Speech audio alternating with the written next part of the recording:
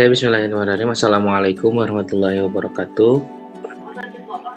Alhamdulillahirrahmanirrahim. Wabihi nasta'inu ala umuri dunya waddin. Wassalatu wassalamu ala asyrofil anbiya'i wal mursalin wa ala alihi washabihi ajmain. Amma ba'du.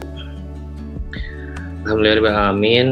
Pada kesempatan hari ini kita dari kelompok 1 akan menyampaikan pemaparan untuk tugas-tugas mata kuliah statistika dengan judul data hasil ulangan harian siswa kelas 10 SMA untuk mata pelajaran biologi pada materi virus yang diampu oleh dosen Ibu Ana Sitiana MPD.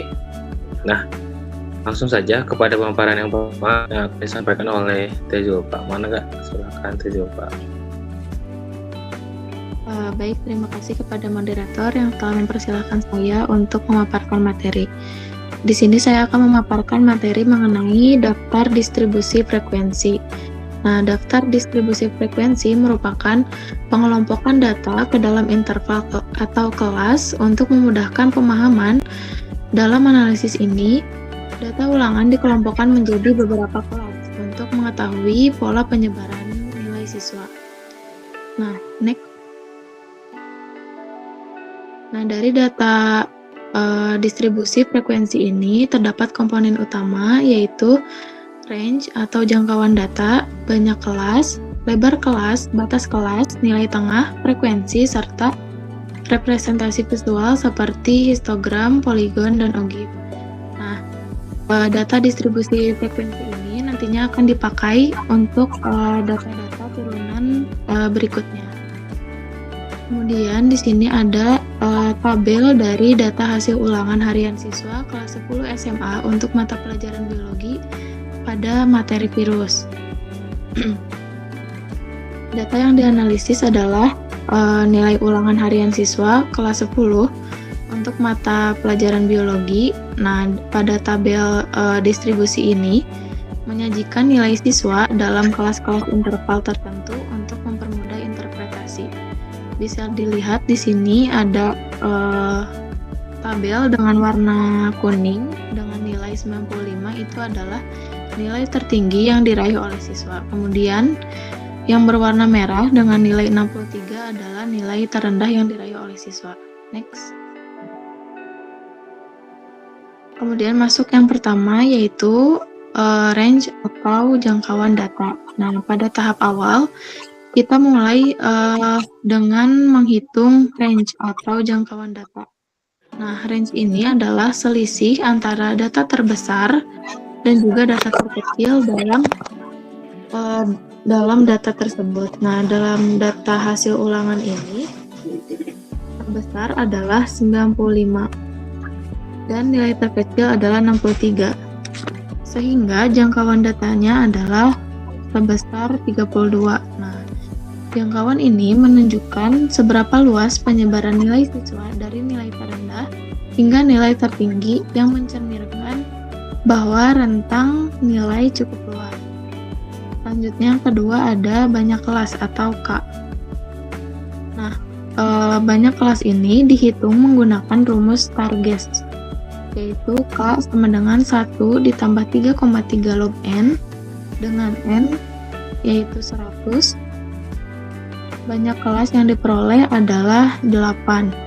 Nah, penentuan banyak kelas membantu dalam penyusunan distribusi frekuensi yang lebih akurat, sehingga setiap interval kelas mampu merepresentasikan sekelompok data.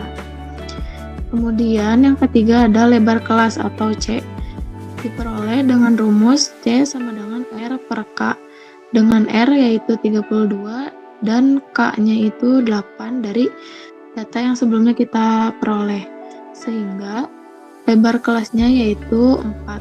32 dibagi 8 hasilnya 4. Nah, lebar kelas ini menentukan seberapa besar interval yang digunakan dalam setiap kelas.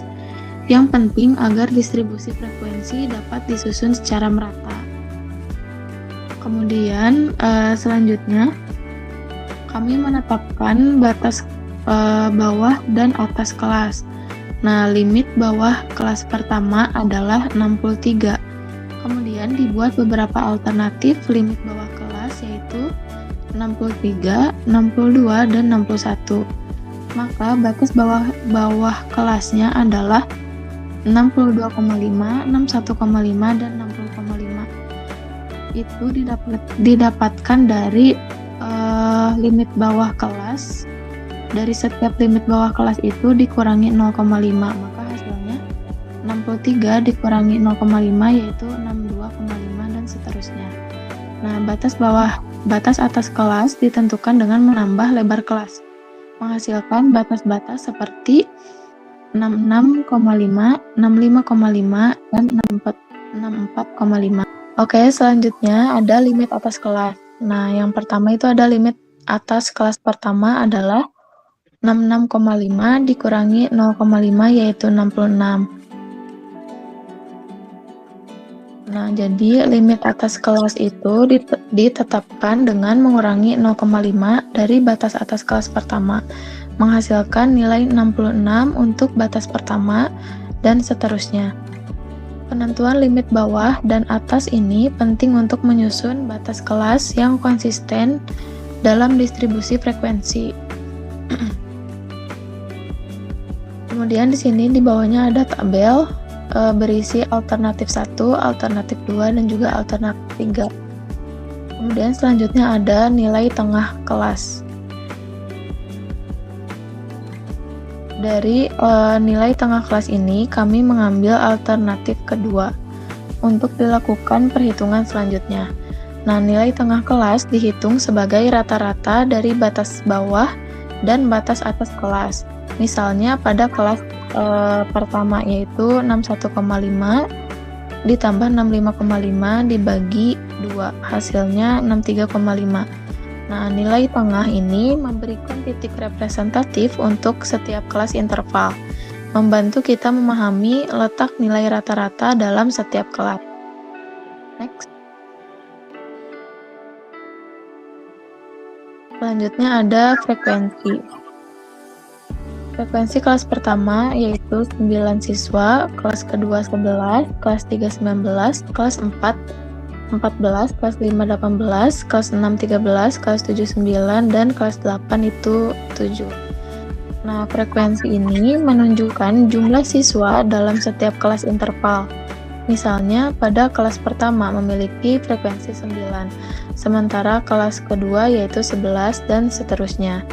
Frekuensi ini memberikan gambaran tentang sebaran jumlah siswa di setiap interval nilai, yang memudahkan identifikasi kelompok dengan nilai tertinggi dan terendah. Kemudian ada tabel distribusi frekuensi relatif.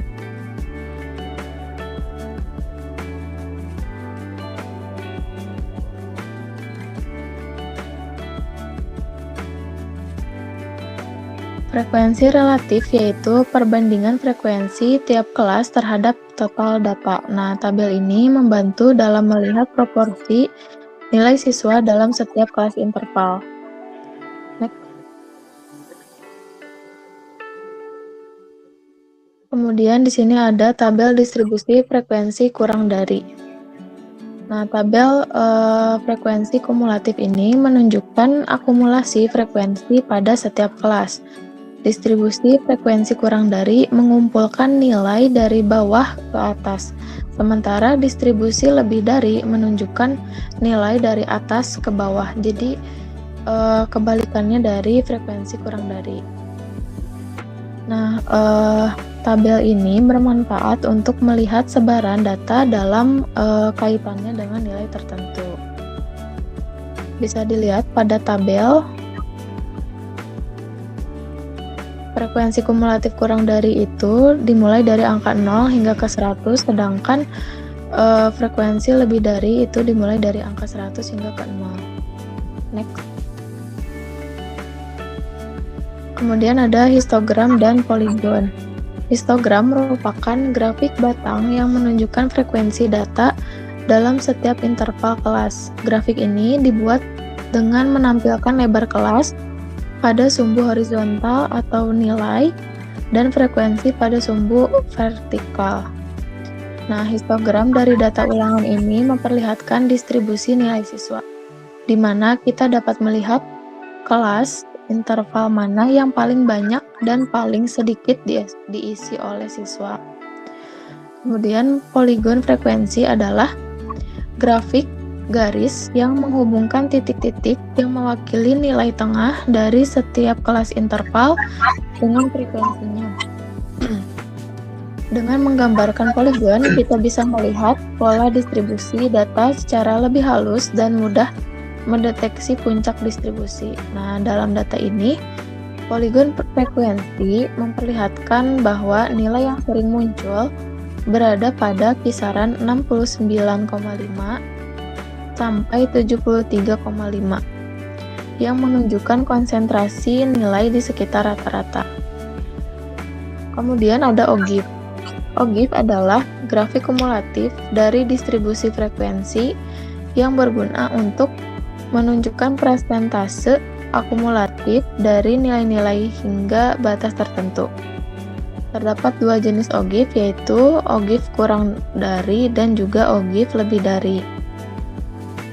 Nah, dalam data ulangan siswa ini, yang pertama ada OGIF kurang dari, menunjukkan jumlah kumulatif siswa dengan nilai hingga batas tertentu. Misalnya, pada interval kelas pertama yaitu 61,5 sampai 65,5. Sebanyak 9 siswa. Kemudian interval kelas kedua yaitu 65,5 sampai 69,5 sebanyak 20 siswa, yang merupakan hasil kumulasi dari frekuensi interval kelas pertama dengan interval kelas kedua. Interval kelas pertama itu 9, sedangkan interval kelas kedua itu 11, maka jika dijumlahkan mendapatkan hasil 20. Nah, grafik ini membantu kita memahami persentase siswa yang mendapat nilai di bawah atau sama dengan suatu nilai tertentu. Next.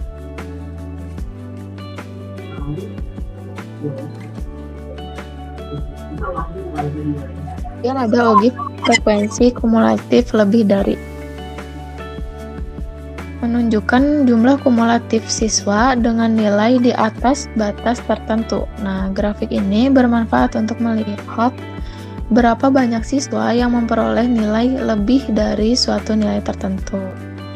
Nah, kedua OGIF ini memperlihatkan distribusi nilai ulangan siswa dan membantu dalam analisis posisi relatif atau persentil dari nilai siswa di dalam dataset. Nah, di sini ada OGIF frekuensi kumulatif dari. Bisa dilihat di sini ada kurva OGIF lebih dari dan juga kurva OGIF kurang dari. Next. Oke, baik. Berikutnya kita akan membahas ukuran gejala pusat yang terdiri dari rata-rata, median, dan modus. Rata-rata dari data ini dihitung berdasarkan jumlah seluruh data dibagi banyaknya data. Median diperoleh dengan menentukan kelas yang berada pada posisi tengah data. Sementara modus adalah nilai yang paling sering muncul pada data. Selanjutnya, rata-rata hitung pada data ulangan siswa ini menunjukkan nilai rata-rata keseluruhan yang diperoleh oleh siswa. Dalam data ini, rata-rata hitung atau MEAN adalah 76,1. Nilai ini memberikan gambaran umum mengenai kecenderungan nilai siswa secara keseluruhan, yaitu sekitar 76.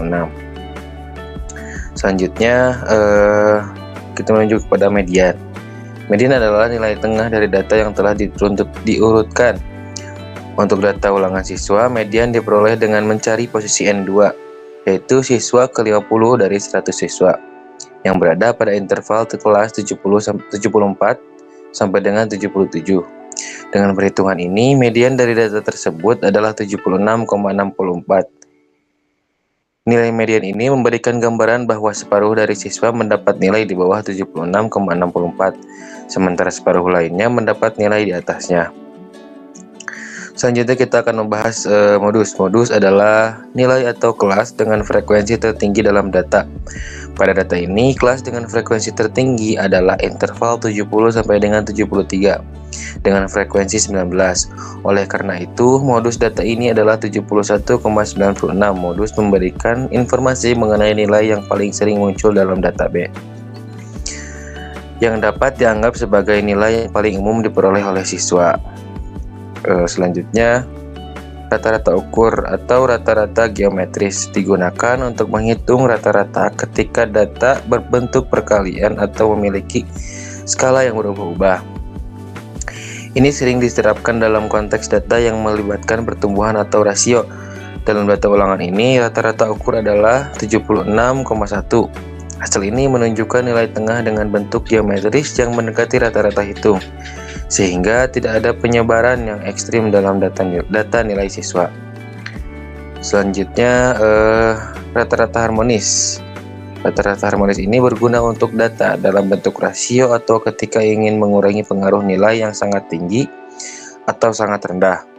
Ini bermanfaat dalam situasi yang membutuhkan perhitungan rata-rata yang lebih stabil dalam proporsi. Rata-rata harmonis dari data ini adalah 75,91 yang dekat dengan rata-rata hitung. Ini menegaskan bahwa nilai siswa terdistribusi cukup rata, tanpa data yang terlalu tinggi atau rendah secara ekstrim.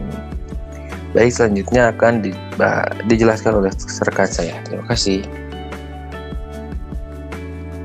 Baik, izin melanjutkan. Selanjutnya ada pembahasan mengenai ukuran letak. Ukuran letak terdiri atas kuartil, desil, dan persentil. Kemudian yang akan dibahas mendalam yaitu mengenai kuartil. Kuartil adalah nilai yang membagi data menjadi 4 bagian yang sama banyak. Kuartil terdiri dari 3 hitungan. Ada perhitungan Q1 atau kuartil pertama, bisa disebut juga sebagai kuartil bawah. Lalu yang kedua ada kuartil kedua atau median. Lalu yang ketiga ada perhitungan Q3 atau kuartil ketiga atau biasa juga disebut kuartil atas. Next. Berikut merupakan rumus dari kuartil. Q sama dengan B sebagai batas kelas kuartil ditambah P sebagai panjang kelas, dalam kurung IN, N-nya itu banyak sampel, dibagi 4 dikurangi F besar sebagai jumlah frekuensi semua kelas sebelum kelas kuartil, dibagi F kecil atau kuartil kelas atau frekuensi kelas kuartil. Next. Berikut merupakan perhitungan dari Q1 atau kuartil pertama. Untuk mencari kuartil pertama, kita diperlukan dulu mencari letak Q1 terlebih dahulu dengan rumus 1/4 dikali N. N itu banyak sampel. Diperoleh nilai 25. Kuartil pertama adalah nilai yang membagi 25% data terendah dari keseluruhan data. Ini membantu untuk memahami di mana 25% dari nilai terkecil berada dalam distribusi data.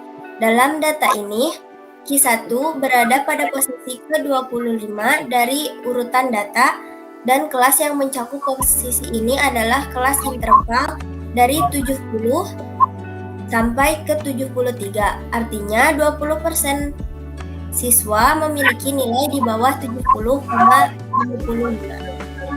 Next. Kuartil kedua atau Q2 adalah median atau nilai tengah dari data yang membagi data menjadi 2 bagian yang sama besar atau 50%. Ini memberikan gambaran tentang nilai tengah dari distribusi data secara keseluruhan. Q2 atau median berada pada posisi ke-50. Kelas median untuk data ini adalah interval ke-74 sampai 77 dengan nilai median sebesar 76,64. Artinya, setengah dari siswa memiliki nilai di bawah 76,64 dan setengahnya lagi memiliki nilai di atas angka ini. Next. Kuartil ketiga atau Q3 adalah nilai yang membagi 75% dari data, sehingga menyisakan 25% nilai tertinggi di atasnya. Q3 memberikan gambaran tentang batas atas dari mayoritas data. Q3 berada pada posisi ke-75 yang terletak dalam kelas interval 82 sampai 85. Dengan Q3 ini, kita bisa menyimpulkan bahwa 75% siswa memiliki nilai di bawah atau sama dengan 81, sementara hanya 25% dari siswa yang memiliki nilai di atas angka ini. Next. Selanjutnya, kita masuk ke ukuran penyimpangan atau dispersi yang meliputi rentang antar kuartil, simpangan kuartil, rata-rata simpangan, dan simpangan baku. Next. Berikut merupakan pembahasan mengenai rentang. Dispersi data terbesar dikurangi data terkecil. Data terbesarnya dicirikan dengan memberikan warna kuning, yaitu sebesar 95, dan data terkecilnya 60. Jadi 95 dikurangi 63 sebanyak 32. Rentang adalah selisih antara nilai terbesar dan nilai terkecil. Dengan mengetahui rentang, kita bisa memahami lebar keseluruhan distribusi data. Rentang yang besar menunjukkan bahwa data memiliki sebaran yang luas, sedangkan rentang yang kecil menunjukkan data yang lebih berpusat. Rentang sebesar 32 menunjukkan bahwa nilai ulangan siswa tersebar cukup luas dari yang terendah hingga yang tertinggi. Rentang ini bisa dianggap besar karena ada perbedaan yang signifikan antara nilai terendah dan nilai tertinggi siswa. Next. Selanjutnya ada rentang antar kuartil atau RAK. Rentang antar kuartil adalah selisih antara kuartil ketiga dan kuartil pertama. Tinggal dimasukkan saja di rumus di pembahasan sebelumnya. Q3 dikurangi Q1, Q3-nya 82,39 dikurangi 70,55, hasilnya 11,84. Digunakan untuk memahami seberapa besar nilai-nilai tengah atau 50% data tanpa dipengaruhi oleh data ekstrim atau pencilan. Rentang antara kuartil yang kecil menunjukkan bahwa data sekitar median distribusi secara rapat, sementara rentang yang besar menunjukkan variasi yang lebih tinggi di sekitar median. Rentang antara kuartil yang sebesar 11,84 ini lebih kecil dibandingkan dengan rentang total data 32.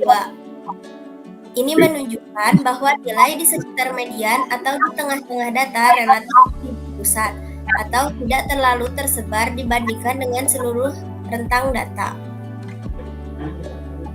Lalu selanjutnya ada simpang kuartil atau SK. Simpang kuartil dihitung sebagai setengah dari rentang antar kuartil. Rumusnya ada setengah dikali Q3 dikurangi Q1. Tinggal dimasukkan saja dari yang hasil yang tadi 11,84 dibagi 2, hasilnya 5,92. Perhitungan ini berguna untuk melihat rata-rata deviasi atau penyimpangan data di sekitar median. Simpang kuartil yang besar menunjukkan bahwa data memiliki sebaran yang luas di sekitar median. Sedangkan simpangan kuartil yang kecil menunjukkan data yang lebih terpusat di sekitar median. Simpang kuartil sebesar 5,92 menunjukkan rata-rata penyimpangan data di sekitar median.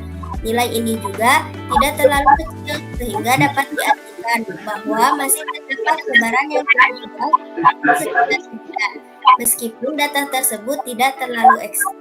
Next. Mungkin hanya yang dapat saya sampaikan. Pembahasan selanjutnya akan dilanjutkan oleh rekan saya. Ya, baik, izinkan saya untuk melanjutkan subtopik dari ukuran penyimpangan atau dispersi. Nah, di sini kita masuk ke subtopik mengenai rata-rata simpangan atau mean deviation. Nah, untuk rata-rata simpangan ini merupakan rata-rata yang menunjukkan antara rata-rata jarak data terhadap rata-rata hitung. Nah, nilai ini memberikan gambaran lebih rinci tentang variasi yang ada di sekitar nilai rata-rata, yang menggambarkan tingkat penyimpangan umum dari rata-rata. Nah, rata-rata simpangan yang kami dapat yaitu sebesar 0,64. Nah, nilai ini menunjukkan seberapa jauh nilai dalam data tersebut menyimpang dari rata-rata. Dan nilai yang rendah ini menunjukkan bahwa penyimpangan terhadap rata-rata itu cukup kecil. Kemudian untuk simpangan bakunya, simpangan baku itu biasanya menggambarkan seberapa jauh data tersebar dari rata-rata. Pada data ini, simpangan baku yang diperoleh menunjukkan apakah nilai siswa tersebar secara konsisten atau ada variasi yang signifikan. Nah, simpangan baku yang tinggi menunjukkan perbedaan yang lebih mencolok di antara nilai siswa, sedangkan simpangan baku yang rendah menunjukkan konsistensi nilai. Nilai simpangan baku yang kami peroleh sebesar 8,01. Simpangan baku yang relatif tinggi ini menandakan bahwa data tidak terlalu menyebar luas dari rata-rata, namun ada yang signifikan dari antar nilainya.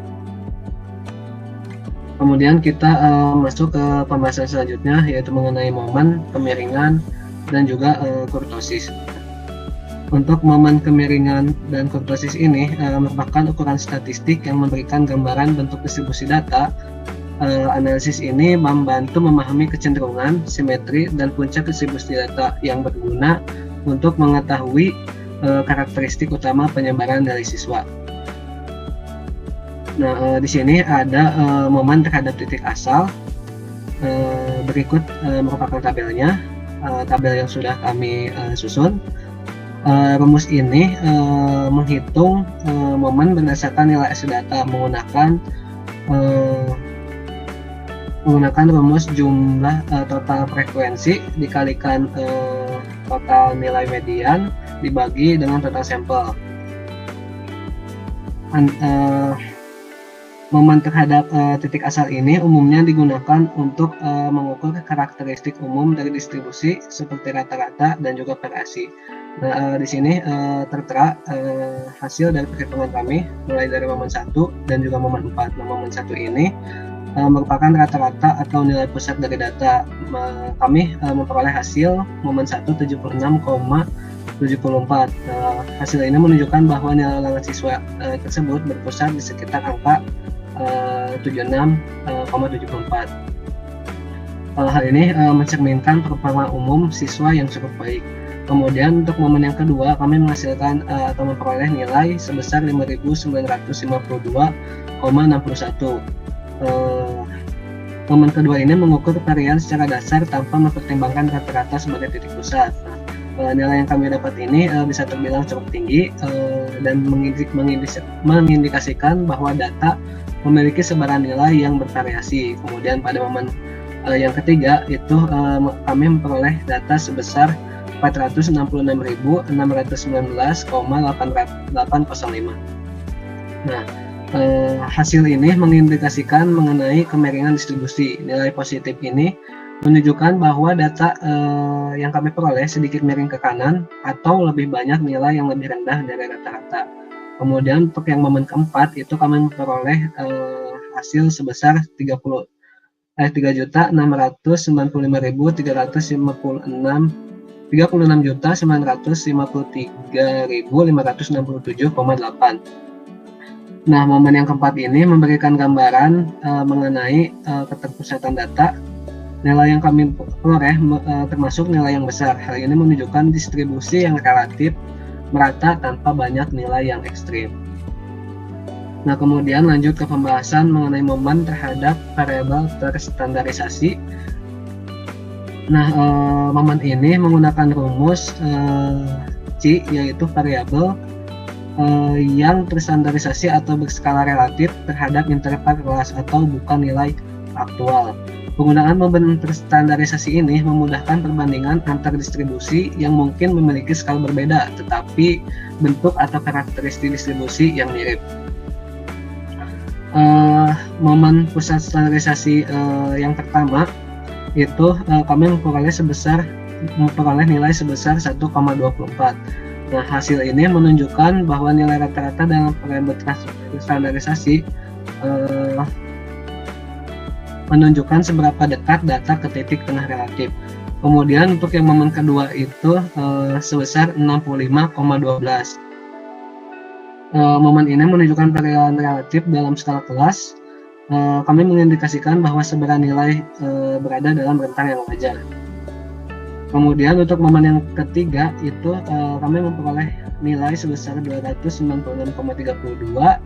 Momen ini biasanya menunjukkan kemiringan relatif dengan distribusi yang sedikit condong ke kanan, konsisten dengan momen terhadap titik asal. Kemudian untuk yang momen keempat itu memperoleh data sebesar 9.397,76, menunjukkan keterpusatan yang menghasilkan distribusi relatif datar, yang menunjukkan data yang tidak terkonsentrasi di satu titik pusat.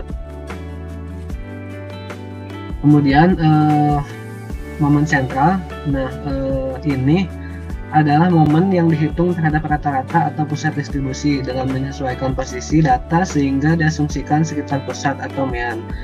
Nah, momen sentral ini seringkali digunakan untuk menghitung varian, skewness atau kemiringan, dan kurtosis. Momen sentral memberikan informasi tambahan tentang bentuk dan dispersi data yang lebih mendetail daripada momen terhadap titik asal atau momen terstandarisasi. Nah, di sini kami sudah melakukan perhitungan mulai dari momen sentral 2, 3, bahkan ke 4. Nah, untuk momen sentral 2 kami memperoleh nilai sebesar 100,13. Momen sentral 2 ini adalah variasi sentral yang mengukur sebaran data di sekitar rata-rata. Nah, hasil kami ini, hasil dari perhitungan kami ini mengindikasikan sebaran data yang tidak terlalu luas. Nah, kemudian untuk yang momen ketiga kami memperoleh data sebesar 57,88. Momen sentral ketiga ini biasanya digunakan untuk menunjukkan kemiringan atau skewness yang sedikit positif, yang berarti lebih banyak nilai rendah dibandingkan nilai tinggi. Kemudian untuk momen sentral keempat, kami memperoleh data sebesar 7.932,36. Biasanya ini digunakan untuk menghitung kurtosis. Nah, hasil yang kami dapat menunjukkan bahwa distribusinya tuh termasuk vertikurtik atau distribusi yang relatif datar tanpa banyak nilai ekstrim. Nah, kita lanjut ke sub selanjutnya, yaitu kemiringan. Kemiringan adalah ukuran statistik yang menunjukkan simetri atau asimetri distribusi data. Jika distribusi miring ke kanan, ini berarti nilai data-data cenderung terkonsentrasi di bagian bawah dengan ekor di sisi kanan. Sebaliknya, jika distribusi miring ke kiri, data konsentrasi di bagian atas dengan ekor di sisi kiri. Dalam data hasil ulangan yang kami, nilai kemiringannya itu sebesar 0,596. Nah, nilai kemiringan yang kami dapat ini termasuk kemiringan yang positif. Nah, karena kemiringan ini positif dan rendah, ini menunjukkan bahwa data sedikit miring ke kanan. Berarti sebagian besar siswa mendapatkan nilai yang lebih rendah dari rata-rata, tetapi masih dalam batas normal. Dengan menganalisis kemiringan ini, kita bisa memahami apakah nilai siswa cenderung terkumpul di sekitar nilai tertentu atau tersebar tidak merata. Selanjutnya yaitu kurtosis. Nah, untuk kurtosis ini merupakan ukuran statistik yang menggambarkan bentuk puncak distribusi data, terutama tingkat keruncingan atau kekurvaan dari distribusi tersebut. Kurtosis memberikan gambaran tambahan tentang konsistensi nilai di antara siswa, membantu kita juga memahami apakah distribusi nilai sangat terpusat atau tersebar secara merata di sekitar rata-rata. Nah, terdapat beberapa nilai kurtosis, ada leptortik, ada platikurtik. Kemudian nilai yang kami dapat ini merupakan nilai kurtosis yang rendah atau biasa disebut platikurtik, menunjukkan distribusi yang lebih datar dengan data tersebar lebih merata dan jarang terjadi nilai ekstrim. Seperti yang bisa dilihat dari layar, bahwa data kurtasis yang kami dapat itu sebesar 2,21, yang artinya nilai ini berada di bawah 3 atau kurtosis normal. Ini menunjukkan bahwa distribusi data yang kami peroleh bersifat vertikurtik atau memiliki puncak yang lebih rendah dan lebih lebar daripada distribusi normal. Hal ini juga menandakan data tersebar lebih merata dan tidak banyak nilai ekstrim. Berikut merupakan dokumentasi saat pengambilan data nilai. Dan mungkin itu saja yang bisa kami sampaikan atau saya sampaikan. Saya kembalikan ke moderator. Oke, baik, terima kasih teman-teman yang sudah menyampaikan materi pada presentasi hari ini. Kurang lebihnya mohon dimaafkan. Baik, kita tutup saja dengan pembacaan alhamdulillah bersama-sama. Alhamdulillahirabbil. Saya sebagai moderator izin pamit. Terima kasih semuanya. Wassalamualaikum warahmatullahi wabarakatuh.